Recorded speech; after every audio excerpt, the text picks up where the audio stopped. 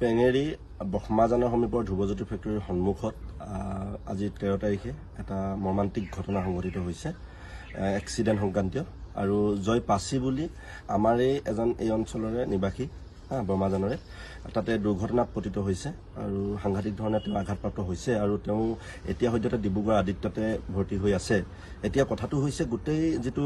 Accident এই এক্সিডেণ্টটো মূলতঃ gas পাইপলাইনৰ বাবে যিবিলাক বিশাল বিশাল গাঁত খান্দি ৰখা হৈছে আৰু এই গাঁত খান্দাৰ ফলশ্ৰুতিতে মাটি তাতে গোটাই ৰখা হৈছিল ৰাস্তাৰ ওপৰত আৰু ইয়াতে লাগি তেওঁ এক্সিডেণ্টটো হৈছে আৰু এক্সিডেণ্টটোৰ মূলতঃ আমি জবাবদিহি কৰিব বিচাৰিছোঁ যে গেছ পাইপলাইনৰ বাবে যিটো কাম চলি আছে এই কোম্পানীটোৰ মৈমতালিৰ বাবে এই কোম্পানীটোৰ অহংকাৰৰ বাবে তেওঁলোকৰ টকাৰ খকৰ বাবে এই গোটেই ঘটনাটো সংঘটিত হৈছে বুলি আমি অনুভৱ কৰিছোঁ আৰু যিটুকুৰাত ঘটনাটো ঘটিছে এই ঘটনা ঘটা ঠাইটুকুৰাটো আমি চাইছোঁ নিজেই ফিল্ড ভিজিট কৰিছোঁ আৰু গোটেই সেই সময়ৰ ভিজুৱেলবিলাক আমাক সেই সময়ৰ যিসকল উপস্থিত আছিলে ঘটনাটোৰ সময়খিনিত বা ঘটনাটো ঘটাৰ পিছত এই ভিজুৱেলবিলাক আমাক দিছে চাই মেলি এটা কথা অনুভৱ কৰিছোঁ যে এই যি কোম্পানীৰ লোক এই কোম্পানীৰ লোকবিলাকক যমদূতৰ একদম এজেণ্ট হিচাপে তাতে পঠাইছে নেকি ব্ৰহ্মাজানৰ নিবাসী লোকসকলক প্ৰাণে মাৰিবৰ কাৰণে যমদূতৰ ভূমিকা ল'বৰ কাৰণে এই অঞ্চলটোলৈ পঠাইছে নেকি এই প্ৰশ্নটো আমি উত্থাপন কৰিব বিচাৰিছোঁ আৰু আমি তেওঁলোকক এই যমৰ যিটো তেওঁলোকৰ দূত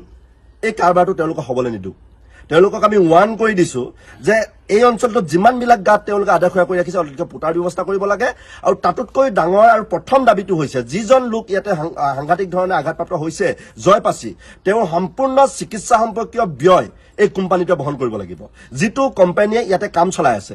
যদিহে কোম্পানীটোৱে চিকিৎসা সম্পৰ্কীয় সম্পূৰ্ণ ব্যয় ঘৰখনলৈ আহি দায়িত্ব সহকাৰে নলয় আমি 2টা দিনৰ সময়সীমা বান্ধি দিছোঁ কালিৰ ভিতৰত যদি এই কাৰবাৰটো নকৰে পৰহিলৈকে আপোনালোকে পেঙেৰী অঞ্চলত এই জয় পাচিৰ ন্যায়ৰ বাবে জয় পাচিৰ চিকিৎসা সম্পৰ্কীয় ব্যয় কোম্পানীয়ে বহন কৰিব লাগে এই দাবীৰে আমি কিন্তু গণতান্ত্ৰিক আন্দোলনৰ বাহিৰে আৰু বেলেগ আমাৰ একো পথ নাথাকে। ইতিমধ্যে আমি পেঙেৰী প্ৰশাসনৰ ওচৰত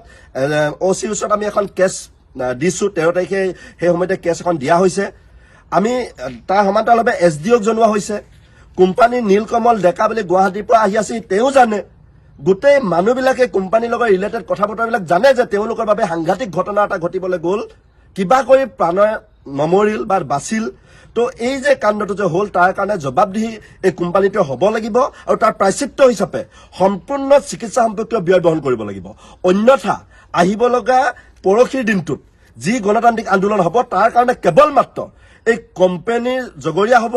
তাৰ কাৰণে কেৱল মাত্ৰ যেটো পুলিচ প্ৰশাসনৰ ওচৰত আমি এখন এপ্লিকেশ্যন কৰি ৰাখিছোঁ তো তেওঁলোকে কেছ আমি তাতে দি ৰাখিছোঁ কেছটো যিহেতু তেওঁলোকে মীমাংসাৰ বাবে যোৱা নাই তো সেইকাৰণে তেওঁলোক জগৰীয়া হ'ব আৰু চিভিল প্ৰশাসন জগৰীয়া হ'ব তিনিচুকীয়াৰ পুলিচ প্ৰশাসন চিভিল প্ৰশাসন আৰু কোম্পানী এই তিনিটা পক্ষই মিলি বা এই দুইটা পক্ষই গেছ কোম্পানীক মিলি গেছ কোম্পানীক প্ৰেছাৰ দি চিকিৎসা সম্পৰ্কীয় ব্যয়টো কেনেকৈ বহন কৰিব পৰা যায় ইয়াৰ ওপৰত যদি তেওঁলোকে এই 2টা দিনৰ ভিতৰত যদি এটা কনক্লুজন আনি নিদিয়ে এটা সমাপ্তিৰ দিশেৰে উত্তৰ আনি নিদিয়ে তেতিয়াহ'লে কিন্তু ইয়াৰ পৰৱৰ্তী উত্তৰটো আমাৰ পিনৰ পৰা গণতান্ত্ৰিক আন্দোলন হ'ব এই কথা বতৰাবিলাক একদম দায়িত্ব সহকাৰে আমি আজি ঘোষণা কৰিছোঁ আৰু পৰহিৰ দিনটোলৈকে আমি বাট চাম তেওঁলোকে যদি এই কাৰবাৰটোত সমস্যাটো সমাধান কৰি নিদিয়ে তেতিয়াহ'লে কিন্তু গণতান্ত্ৰিক আন্দোলনৰ বাহিৰে বেলেগ একো পথ নাথাকিব আৰু যমৰ দূতৰ ভূমিকা গ্ৰহণ কৰিবলৈ অহা কোম্পানীটোক আমি দেখাই দিম যে এই ব্ৰহ্মাজান অঞ্চলৰ পেঙেৰী অঞ্চলৰ ৰাইজ আচলতে কি হয় আৰু এই অঞ্চলৰ ৰাইজৰ লগত প্ৰাণৰ লগত যেতিয়া তেওঁলোকে খেলিবৰ কাৰণে আহিব তাৰ প্ৰত্যুত্তৰ কি পাব এই কথা বতৰাবিলাক আমি পৰহিলৈ দেখাই দিবৰ কাৰণে চেষ্টা কৰিম।